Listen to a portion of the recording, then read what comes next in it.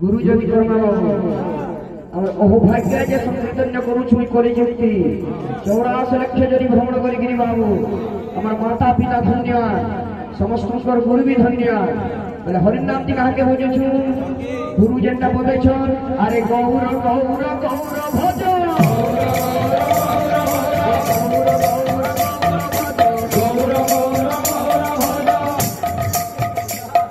गौर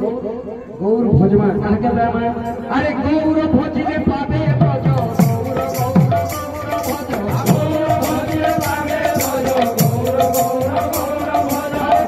भजले पावे भज गौर गौर भज गौर भजले पावे भज गौर गौर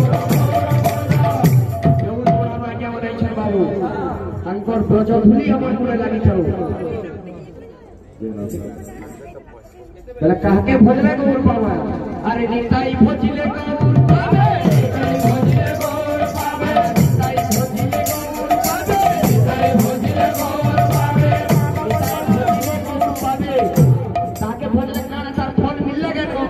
अरे मानव जन्म सफल होबे निताई भजले गौर पावे मानव जन्म सफल होबे निताई भजले गौर पावे मानव जन्म सफल होबे निताई भजले गौर पावे